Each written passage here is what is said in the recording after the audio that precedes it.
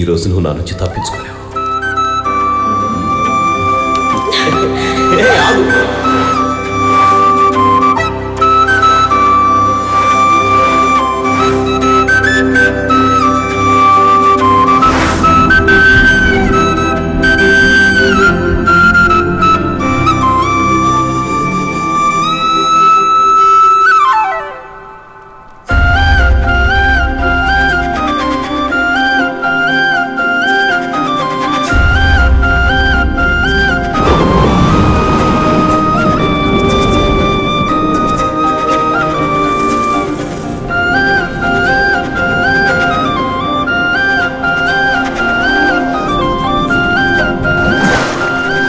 మనిద్దరి మధ్య ఉన్న ప్రేమకి సాక్ష్యం ఈరోజు.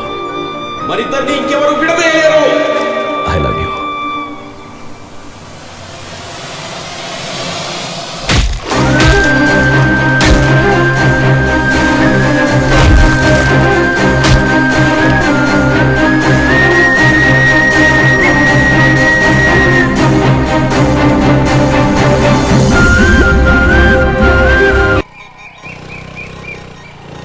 ఏయ్, నిన్న పార్టీలో రచ్చ చేసింది ఇదే అనుకుంటానే.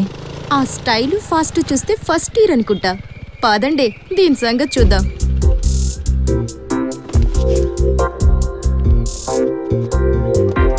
ఏ ఆగు, సీనియర్స్ కి రెస్పెక్ట్ ఇవ్వాలని తెలీదా? తెలుసు. తెలిసి కూడా అంత పొగరా? నీ పేరేంటి? చిత్ర. ఏ year? First year. First year కి ఇంత బలుపా? ఏంటి రాగింగ్ చేస్తున్నారా? లేదు sir, first year class room కి దారేటంటే చెప్తా. Stop lying. ప్రొఫెసర్ ని రాగింగ్ చేసి అంత స్టేజ్ కి వచ్చారనమాట. ప్రొఫెసరా? Yes, Chitra like my daughter. సైకాలజీలో లాస్ట్ ఇయర్ మన కాలేజీ టాపర్. ఇంత బ్రిలియంట్ ను వదులుకోలేక మన ప్రొఫెసర్స్ అందరూ కంపల్ చేసి మరి తన అసిస్టెంట్ సైకాలజీ ప్రొఫెసర్ గా ఇక్కడే ఉంచారు. పిహెచ్డి చేస్తూ మీతో పాటు హాస్టల్ ఇక్కడే ఉంటుంది. మరి ఇందాక ఫస్ట్ ఇయర్ అన్నారు. చిత్ర అంటే నేను ఫస్ట్ ఇయర్ క్లాసెస్ తీసుకుంటున్నాను కదా సార్, అందుకే ఫస్ట్ ఇయర్ అన్నాను. పోస్నియేషాలు. ప్లీజ్ సార్ వదిలేయండి. సారీ చిత్ర, మీరు ప్రొఫెసర్ ఏంటి, నేను నా పార్టీ ఏంటి? సొసైటీ కోసం నేను ఇలా ఉంటాను, కానీ నా కోసం నేను నాలానే ఉంటాను.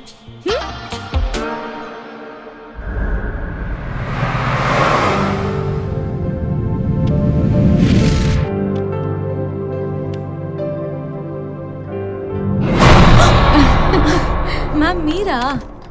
వాట్ చిత్ర, ఎలా ఉన్నాయిరా? ఒక పక్క సైకాలజీ క్లాసులు, మరో పక్క పారానార్మల్ యాక్టివిటీస్ మీద నీ రీసెర్చ్. Everything good ma'am. చాలా తక్కువ టైంలోనే స్టూడెంట్స్ అందరూ ఫ్రెండ్స్ అయిపోయారు. నన్ను అనాథగా మిగిల్చకూడదని మీరు చేసిన ప్రయత్నానికి చాలా థ్యాంక్స్. ఏయ్ చాలే, ఈ వీకెండ్ లో నువ్వు చేసిన రీసెర్చ్ మీద ఫస్ట్ సెమినార్ ఇవ్వబోతున్నావన్నారే? అవును ma'am, the existency of paranormal activities అనే సబ్జెక్ట్ మీద సెమినార్ జరగబోతోంది. ఆ రోజే నా రీసెర్చ్ గురించి ఫస్ట్ టైం డిస్కస్ చేయబోతున్నాను. ఇంతకీ ఏం తెలిసావు నీ రీసెర్చ్ లో? దయ్యాలున్నాయనా లేవనా? Let's wait and see ma'am. Excuse me sir.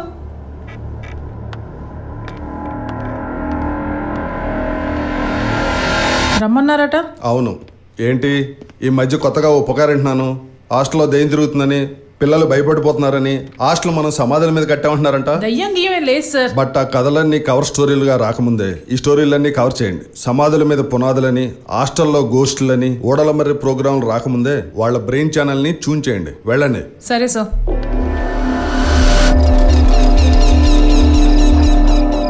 ఏ మీకు విషయం తెలుసా, మన హాస్టల్ నుంచి చాలా మంది పారిపోయారట for the reasons of unknown. కానీ అందరూ అనుకునే నిజం ఏంటంటే మన హాస్టల్లో దెయ్యం ఉందని. చాలా మందికి షాడోలో కనిపిస్తుందట.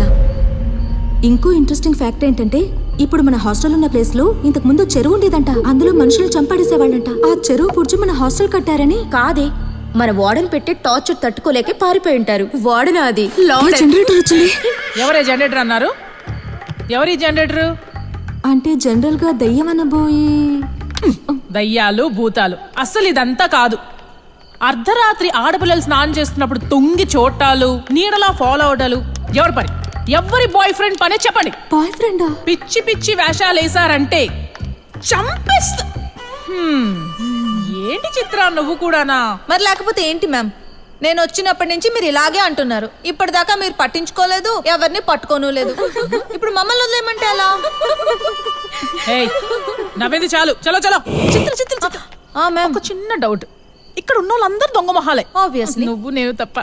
మరి నిన్ను ఒకటి అర్థం చెప్తావా? అడగండి మ్యామ్. ఈ ముస్లిం వాళ్ళందరూ నన్ను జనరేటర్ అంటున్నారు. అంటే ఏంటమ్మా? ఆ పేరు పెట్టిందే నేనే కదా. ఏమన్నా? ఏం లేదు మ్యామ్, జనరేటర్ అంటే కరెంట్ పోయినప్పుడు వేసుకుంటారు కదా, అదే జనరేటర్. అది కాదు, నాకు జనప్రియ అని మంచి పేరుంటే జనరేటర్ అని పిలుస్తారేంటమ్మా? అంటే అది పర్లేదు, నేనేమనుకోను, కొంచెం చెప్పమ్మా. అది ప్రకాష్ సార్ వాళ్ళ ఇంట్లో వాళ్ళ ఆవిడ లేనప్పుడు ఆయన కరెంట్ ఇచ్చేది మీరేనట్టుగా. ఓ సి దొంగ మొహల్లారా, నన్నంత మాట అంటారా? మీకు ఏ ఫ్యూజ్ లేనోడు వస్తాడే? మీ బతుకంత చీకటేనే, క్యాండిల్స్ పెట్టుకుని బతకాలే మీరు. మేడం, ఏంటే ప్రకాష్ సార్ ఇంట్లో కరెంట్ పోయిందంట.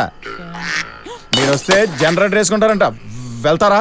నీ అయ్యా నిన్ను, నీకు జనరేటర్ దరిద్రుడా.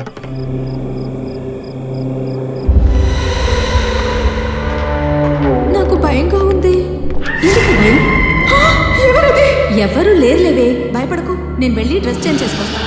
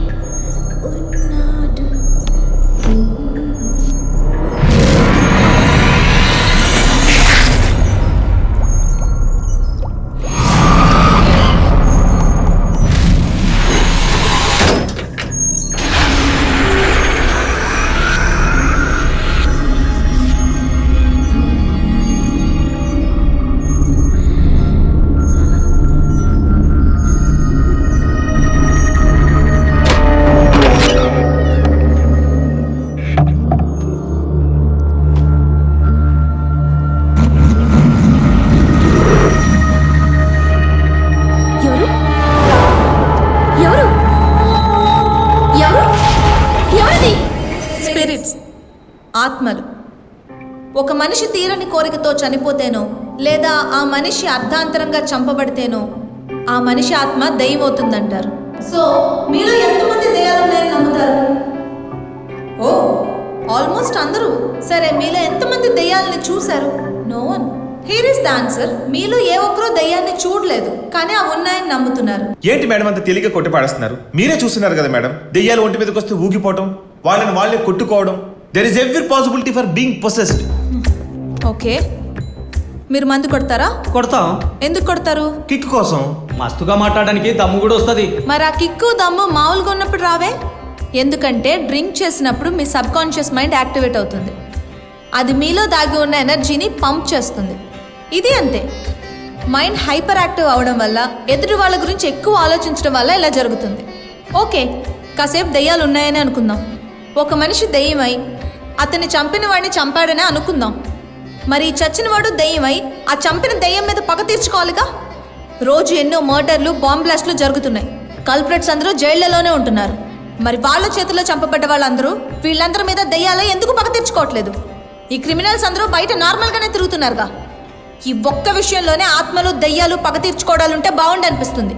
ఇదిగో ఇక్కడ ఉందే, ఇది అన్నిటికంటే పెద్ద దెయ్యం. చుట్టూ ఉన్న చెత్తనంతా చేర్చుకుంటే ఇలాగే భయపెడుతుంది. ముందు దీన్ని కంట్రోల్లో పెట్టుకుంటే ఈ భయాలన్నీ ఉండవు. అందుకే మంచి జరిగితే దేవుడని, చెడు జరిగితే దెయ్యం అని అంటే మానేసి మనల్ని మనం నమ్ముదాం.